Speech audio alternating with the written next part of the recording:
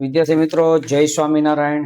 સખ્યા sir, આજે આપણે ભણવાના છે ધોરણ 11 આંકડાશાસ્ત્રની અંદર સ્વાધ્યાય 3.3 ત્રણ દાખલા છે અને લાસ્ટ વિડીયોની અંદર જે ભણીએ એના કરતાં નવો ટોપિક છે. છેલ્લા વિડીયોની અંદર આપણે 3.2 ભણ્યા હતા અને એ હતું મિશ્ર મધ્યક, ભારિત મધ્યક. આજે છે આપણે ભણવાના છીએ ગુણોત્તર મધ્યક. તો ગુણોત્તર મધ્યક એટલે શું, પેલા સૂત્ર અને પછી આપણે દાખલા જોઈએ રકમ પણ સમજીશું. ચલો, ગુણોત્તર મધ્યકને કહેવામાં આવે છે જી. બરાબર? તો પહેલા અહીં લખીશ જરૂરી સૂત્ર.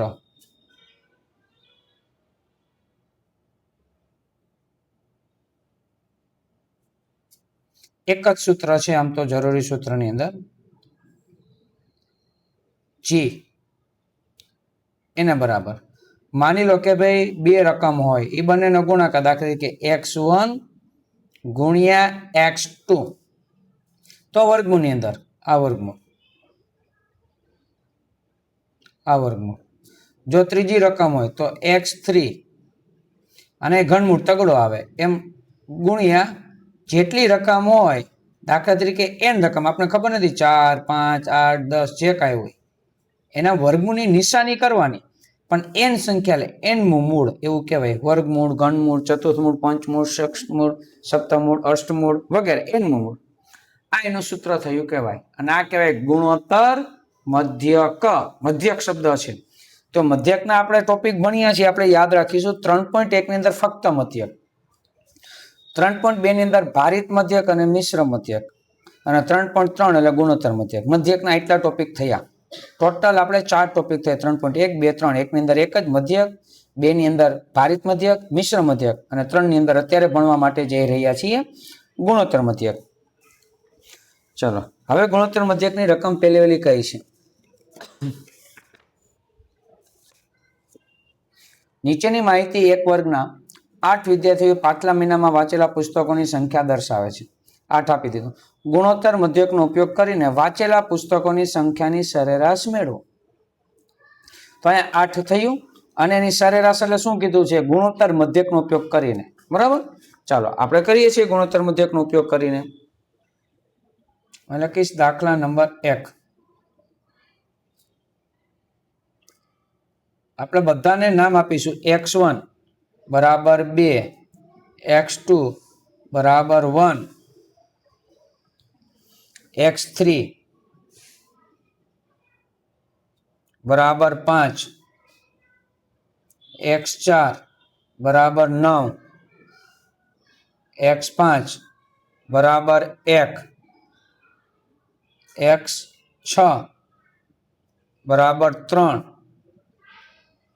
x7 બરાબર 2 અને x8 બરાબર 4 આપી દીધું છે. હવે ગુણોત્તર મધ્યક એટલે જી.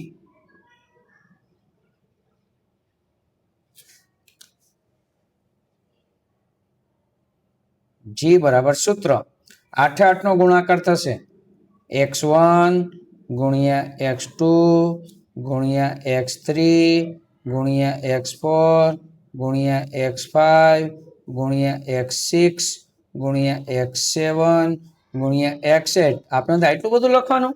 હા, દાખલો નાનો જ છે, આપણે હમણાં ખ્યાલ આવશે, પણ ખાલી લખવાનું વિશેષ વધારે થશે. અને અષ્ટમૂળ કહેવાય એટલે 8 અહીં લખવું પડે. 8 સંખ્યા છે એટલે 8 નો ગુણાકાર. ચલો, 8 નો ગુણાકાર એટલે આપણે કરીશું. અહીંયા જો x1 એટલે 2 છે, 2 ગુણ્યા 1 ગુણ્યા 5 ગુણ્યા 9 ગુણ્યા 1 ગુણ્યા 3 ગુણ્યા 2 અને ગુણ્યા 4 થઈ ગઈ 8 સંખ્યા. અને અષ્ટમૂળની નિશાની એટલે વર્ગમૂળ કરી અને આટલો કરવાનો. હવે આ 8 નો ગુણાકાર કરી મને કોમેન્ટની અંદર લખી આપ કે કેટલો ખરેખર ગુણાકાર થાય છે. બરાબર? કે ભાઈ 2 ગુણ્યા 1 ગુણ્યા 5 ગુણ્યા 9 ગુણ્યા 1 ગુણ્યા 3 ગુણ્યા 2 અને ગુણ્યા 4. તો ગુણાકાર કેટલો થાય છે? ઓકે, 2160. 2160 160 આ અષ્ટમૂળ. હવે કેલ્સી ની અંદર તમારે વર્ગમૂળ હોય તો વર્ગમૂળ એટલે અષ્ટમૂળ કઈ રીતના કાઢવું એની નોંધ હું તમને અહીં કહું છું. ખાસ સાઈડમાં લખું છું, આપણે ધ્યાન આપીશું અને તમે પણ તમારા ચોપડામાં લખી લેજો. જો વર્ગમૂળ નિશાની હોય ફક્ત વર્ગમૂળ તો કેલ્સીમાં એક વખત ક્લિક કરવાનું. હું લખું છું એક વખત. પણ જો ચતુર્થ મૂળ હોય તો કેલ્ક્યુલેટરમાં વર્ગમૂળની નિશાની 2 વખત ક્લિક કરવાની એટલે ચતુર્થ મૂળ નીકળી જાય કહેવાય. એમ અષ્ટમૂળ હોય, અષ્ટમૂળ અને વર્ગમૂળની નિશાની હોય એટલે કે 3 વખત વર્ગમૂળ નિશાની ક્લિક કરો એટલે અષ્ટમૂળ નીકળી ગયું કહેવાય. દાખલા તરીકે જો અહીં 2160 હવે વર્ગમૂળ નિશાની અહીંયા છે તો એક વખત વર્ગમૂળ નિશાની કરું તો ખાલી વર્ગમૂળ નીકળ્યું કહેવાય. પાછું વર્ગમૂળ કરું એટલે એનું વર્ગમૂળ એટલે ચતુર્થ મૂળ નીકળી ગયું કહેવાય અને પાછું વર્ગમૂળ કરું અષ્ટમૂળ નીકળી ગયું કહેવાય. તો અહીંયા જવાબ આવે છે 2.61. તો જવાબ અહીંયા આપણે ડાયરેક્ટ લખીશું 2.61. આપણો ગુણોત્તર મધ્યક થયો. એકદમ સરળ દાખલો છે મિત્રો. જો આપને દાખલો સમજાઈ ગયો હોય તો કોમેન્ટની અંદર યસ એવું લખજો અને આ જ વિડીયો અન્ય તમારા વિદ્યાર્થી મિત્રોને પણ મોકલજો જેથી કરીને એ પણ દાખલાઓ ફ્રી ઓફ ચાર્જ એ ભણી શકે. બરાબર, ચાલો આગળ વધીએ. દાખલા નંબર 2. બીજા દાખલાની રકમ શું કહેવા માંગે છે એ જોઈએ આપણે. એક મશીનની કિંમતમાં તેના પહેલા 4 વર્ષોમાં અનુક્રમે 10%, 7%, 5%, 2%ના દરે ઘસારો થાય છે. ઘસારાની સરેરાશ યોગ્ય રીતે શોધો. હવે અહીં સમજવાનું, સરેરાશ યોગ્ય રીતે. અહીંયા રકમમાં ક્યાંય કીધું નથી ગુણોત્તર મધ્યક. આ તો આપને ખબર છે ભાઈ 3.3 એટલે ગુણોત્તર મધ્યક નામનો ટોપિક છે. બરાબર, પણ યોગ્ય સરેરાશ કીધી છે તો ગુણોત્તર મધ્યક જ કેમ?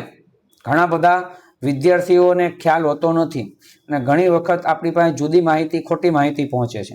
સમજીએ આપણે કે ભાઈ ટકાવારીમાં આપ્યું છે. જ્યારે કોઈ દાખલો ટકાવારીમાં આપે, ટકાવારીમાં અને એમ કે યોગ્ય સરેરાશ શોધો ત્યારે યાદ રાખીશું કે ગુણોત્તર મધ્યક જ મળે.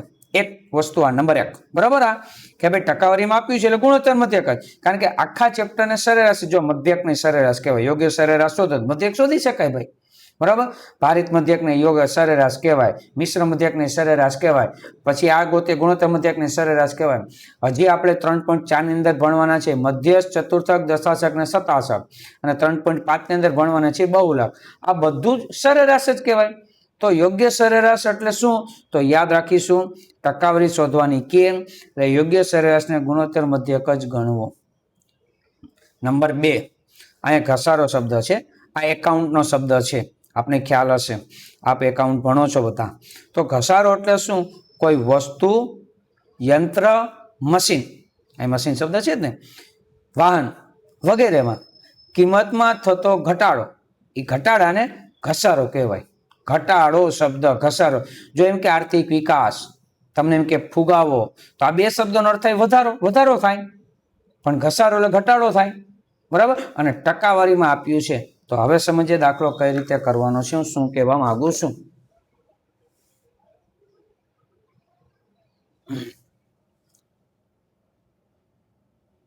દાખલા નંબર 2. અહીંયા આપણે x1 2 3 4 5 કઈ રીતના લખીશું જોજો. x1 હવે ટકાવારી આપેલ છે ને, ટકાવારી 100 એટલે 100 અને ઘસારો એટલે માઇનસ થાય કારણ કે કિંમતમાં થતો ઘટાડો. માની લો ફુગાવો શબ્દ હોય, આર્થિક વિકાસ એવો શબ્દ હોય તો અહીં પ્લસ કરે, ટકાવારી છે અને વધારો થાય એટલે 100 માં પ્લસ. આ ઘસારો છે એટલે 100 માં માઇનસ. એટલે હકીકતમાં મારે x1 કેટલા સમજવાના તો કે 90. પછી x2 7% કીધું છે, 100 - 7 બરાબર 93. x3 બરાબર 5% કીધું છે, 100 - 5 બરાબર 95. x4 એના બરાબર 2% કીધું છે, 100 - 2 એટલે 98. હવે હું અહીં ગુણોત્તર મધ્યકનું સૂત્ર મૂકીશ કે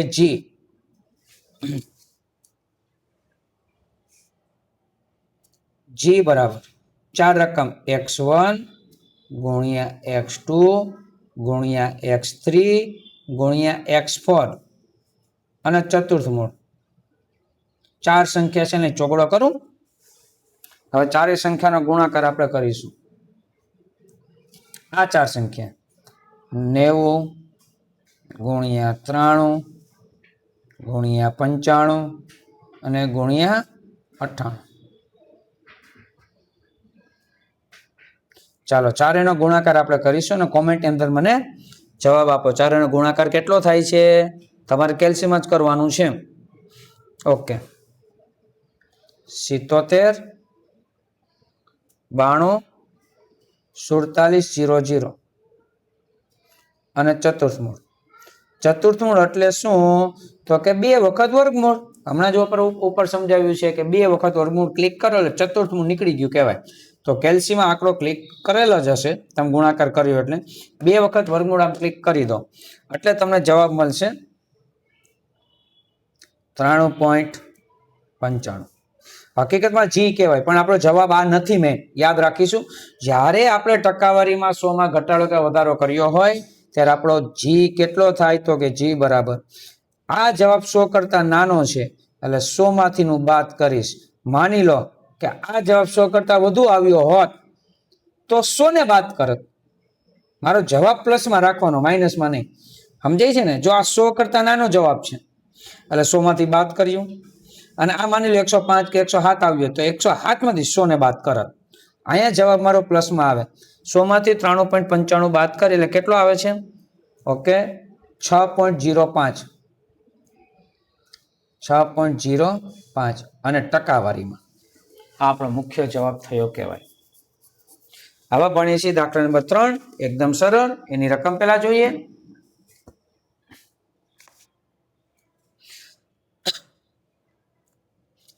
એક ટેક્સીએ સોમવારે 15 કિમી અને મંગળવારે 254 કિમીનો પ્રયાસ કર્યો છે.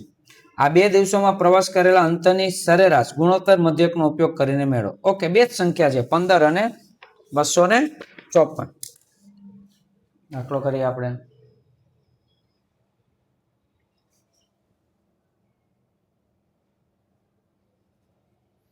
અહીંયા x1 બરાબર 15 અને x2 બરાબર 254. બરાબર. ચલો તો ગુણોત્તર મધ્યક g બરાબર x1 ગુણ્યા x2. 2 જ સંખ્યા છે એટલે વર્ગમૂળની અંદર.